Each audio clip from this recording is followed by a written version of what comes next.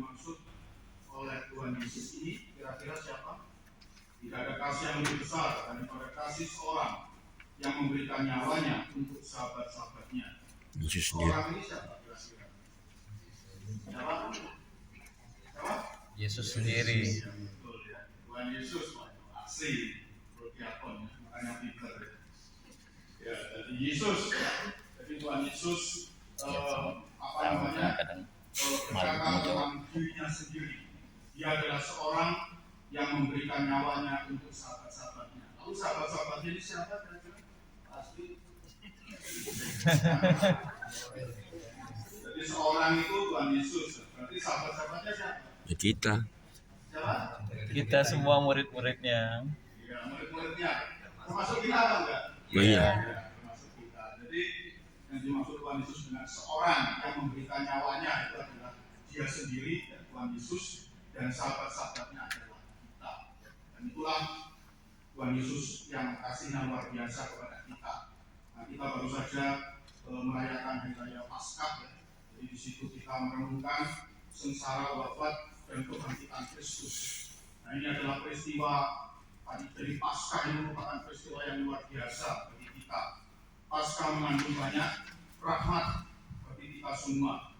Yang pertama, ya boleh saya sebut, dengan kebangkitan Kristus, maka pintu surga yang sudah ribuan tahun tertutup dibuka kembali. Jadi sejak Adam, manusia pertama berbuat dosa, maka pintu surga itu tertutup ya, sampai Tuhan Yesus bangkit dari mati. Jadi orang zaman dulu itu kasihan sekali ya, sebelum Tuhan Yesus bangkit dari mati itu pintu surga selalu tertutup.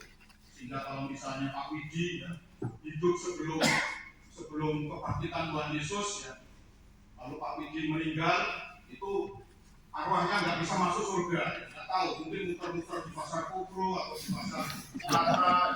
Tayangan nggak jelas. Tapi untungnya Pak Widi ini hidup di zaman Tuhan Yesus sudah bangkit, jangan khawatir. Nanti kalau berpulang pasti bisa masuk surga karena pintunya sudah dibuka oleh Tuhan Yesus. Dan rahmat yang kedua adalah pengampunan dosa kita. Dosa kita selama kita masih hidup di dunia ini. Dan rahmat Tuhan itu juga tidak berhenti ketika kita masih hidup. Nanti kalau kita sudah mati, kita juga mendapatkan rahmat yang luar biasa berkat Paskah kebangkitan Kristus.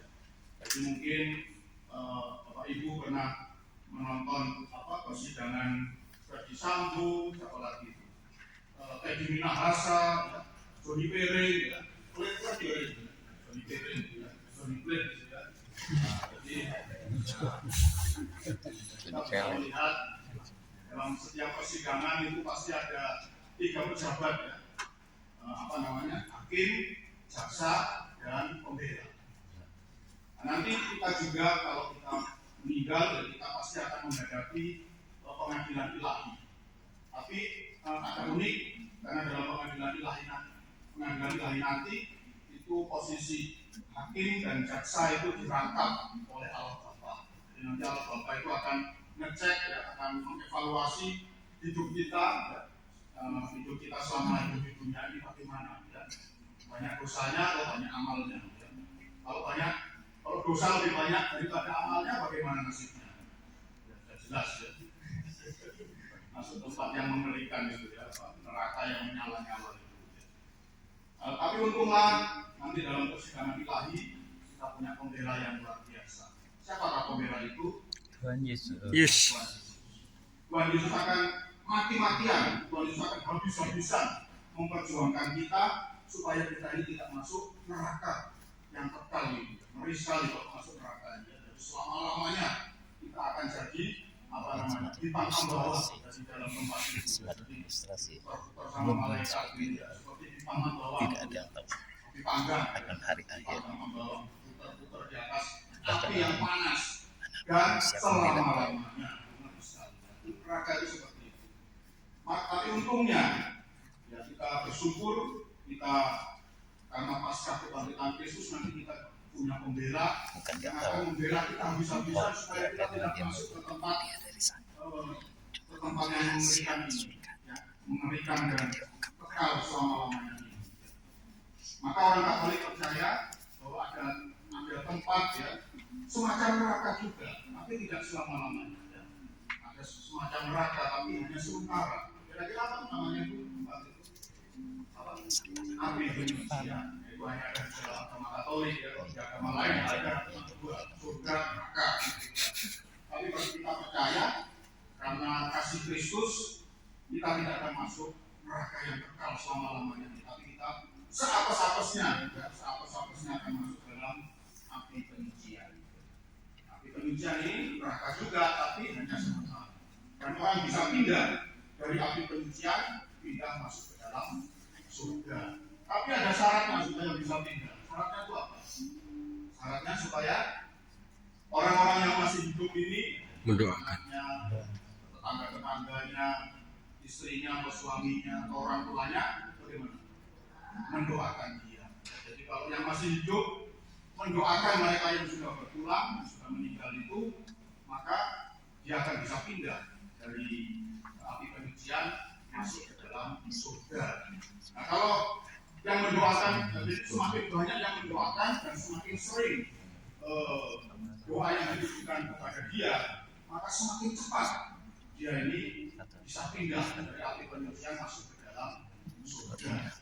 Nah maka Tuhan Yesus juga bersabda ya, inilah perintahku, yaitu supaya kamu saling mengasihi seperti aku telah mengasihi kamu.